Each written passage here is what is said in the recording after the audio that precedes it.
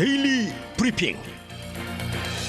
네, 매주 월요일 아침 데일리 브리핑에서는 저희 워싱턴 한면택 특파원과 함께합니다. 한 특파원 안녕하십니까? 네, 안녕하십니까. 워싱턴입니다. 네, 자, 이 바이든 대통령이 마련했던 학자 융자금 탕감 조치, 이것을 폐기하려는 결의안이 공화당 하원은 물론 민주당 상원에서도 통과가 돼 무산되는 것이 아니냐라는 논란이 지금 일고 있는데 지금 상황이 어떻습니까? 네, 뭐 완전 무산됐다고 보기에는 아직 이릅니다만은 네. 말씀하신 대로 공화당 하원이 결의안을 통과시킨 것까지는 뭐 그럴 수도 있다고 보는데 상원은 지금 민주당이 다수당 아닙니까? 네. 민주당 상원에서도 이 폐기 결의안을 통과시켜서 많은 분들은 이건 완전히 무산되는 거 아니냐 이렇게 이제 보는 분들도 꽤 있는 것 같습니다. 물론 그런 신호로 해석될 수는 있지만은 법적으로는 뭐 이 결의안이 완전히 확정됐다고 할 수가 없습니다. 백악관에서 즉각 비토를 하겠다. 즉 바이든 대통령이 거부권을 행사하겠다고 얘기를 했기 때문입니다. 그 비토까지 일축을 하려면 3분의 2의 지지를 받아야 하는데 그럴 가능성은 없거든요. 그러다 보니까 이제 학자융자금 탕감 계획을 취소하라는 결의안이 뭐 최종 법제화돼서 정말로 이것을 무산시키는 그런 조치가 되지는 못할 것으로 보입니다.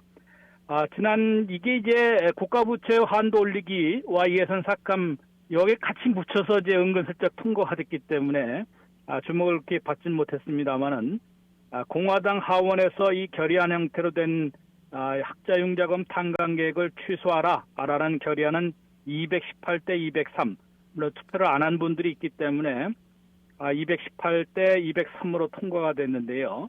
공화당 대다수에다가 이제 민주당 하원의원 2명이 여기에 가세를 했습니다. 그러니까 민주당 의원 중에서도 이거는 좀 문제가 있다.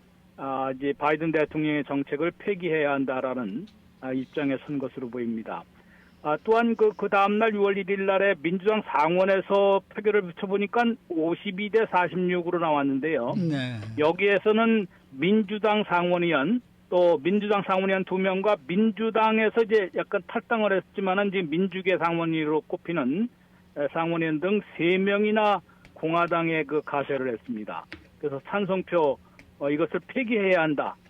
뭐 잘 아시는 대로 조 맨신 상원의원과 존 테스터 상원의원 이분들은 이제 민주당 상원의원이지만은 지역이 조금 보수적이고 이분들은 역시 그 중도 보수 쪽으로 좀 기운 그런 상원의원으로 되는 데다가 크리스텐센 시네마 애리조나의 상원의원은 아예 탈당까지 하지 않았습니까? 네. 그만큼 그 애리조나가 상당히 그 무소속이 강세로 바뀌는 그런 지역으로 꼽히고 있기 때문인데요. 말씀드린 대로 이제 이렇게 통과는 됐지만 백악관에서 비토를 해서 비토를 할 것으로 이제 분명히 약속을 했기 때문에 3분의 2 지지 뭐 이제 218대 206 203, 52대 46은 가까스로 이제 통과시킨 것이기 때문에 3분의 2의 지지로 대통령의 비토 거부권 행사까지 일축시킬 수 있는 그래서 확정시킬 수 있는 분위기는 분명 아닙니다. 그래서 이것은 연방 대법원의 그 판결을 앞두고 마지막으로 지금 기싸움 벌인 거 아니냐. 양쪽에 뭐 지지한 의원들도 그렇고 또 반대한 의원들도 그렇고 백악관도 그렇고 상징적인 조치뿐이다라고 얘기를 하고 있다고 합니다. 그렇기 때문에 아직까지 이것이 폐기됐다라고 보기에는 좀 어렵고요. 일단 법적인 절차는 마지막 신경전을 벌인 것으로 해석이 되고 있습니다. 네, 이 그 학자 융자금 탕감 조치의 운명이 연방 대법원의 6월 말 판결로 판가름 나게 되는데요. 어떤 예상들이 현재 나오고 있나요?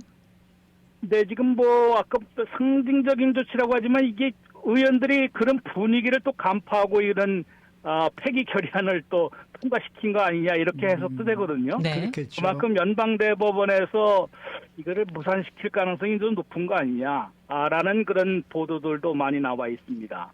왜냐하면은 지금 뭐 보수 6, 진보 3으로 6대 3의 보역 구도로 완전히 지금 기울지 않았습니까? 보수 쪽으로 기울어 있는 것이 연방대법원인데 연방대법관에서 보수파 대법관 6명이 이번 심리 과정에서 조금 부정적인 입장을 취했다고 합니다. 달리 말해서 대통령이 이 학자융자금을 이렇게 탕감할 수 있는 권한이 있느냐?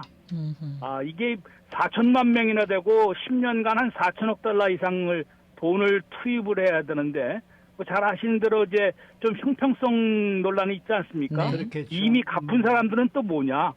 그다음에 그렇죠, 그렇죠. 참 이게 그래도 뭐 팬데믹도 거치고 출발을 이제 사회생활을 하면서 여기 빚더미에 너무 이제 학자금이 많이 학비가 많이 올랐기 때문에 이렇게 빚을 질 수밖에 없는 구조에서 좀 정부가 좀 이 빚 부담을 좀 덜어줘야 되는 거 아니냐 이렇게 그 많은 이제 설왕설래가 있었기 때문에 백악관 이 여기에 대해서 이제 그 탕감 계획에 대해서 연방 대법관들도 좀 고민에 빠질 수도 있을 것 같은데 문제는 뭐 법적으로 판단하다 보면은 대통령이 행정명령으로 한 것이거든요. 네. 이것을.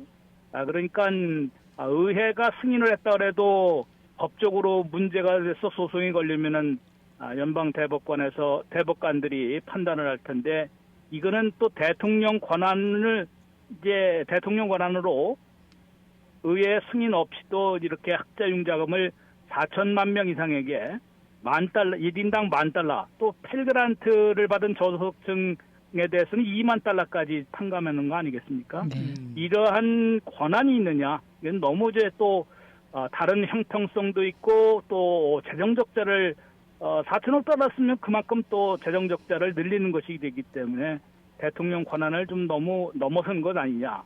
이런 쪽에 그 자꾸 의문을 가지는 대법관들의 보수파 대법관들의 입장이 나온 바 있어서 결국은 이것을 아마 불법으로 좀 권한을 넘어선 것으로 해서 무상시키는 판결이 6월 말 안에 지금 6월 말에 나올 가능성이 있다.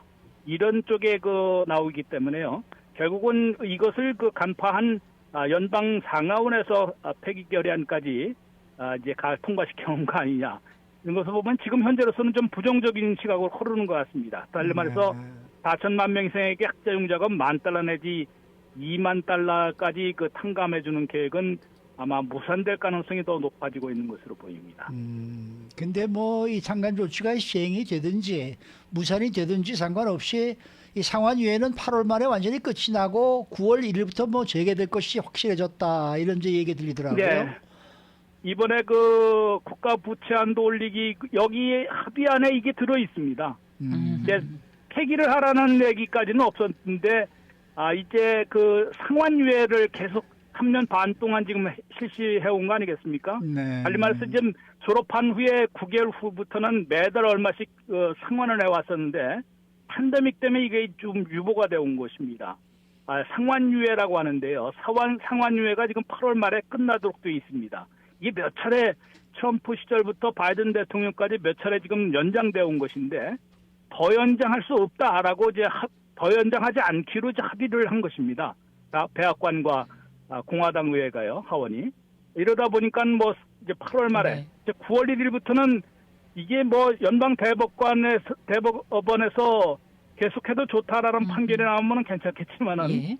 그렇지 않고 무산시키는 판결이 나오더라도 무조건 9월 1일부터는 아마 예. 이제 매달 상환을 해야 될 것 같습니다. 알겠습니다. 근데 이렇게 상환을 하면은 $400억 달러나 가처분 소득이 줄어든다고 합니다. 네. 그래서 이게 경제적으로도 좀 악영향을 미칠 것으로 예상이 되고 있습니다. 네, 네. 오늘 말씀 잘 들었습니다. 네, 고맙습니다. 네, 지금까지 워싱턴 한면택 특파원이었습니다.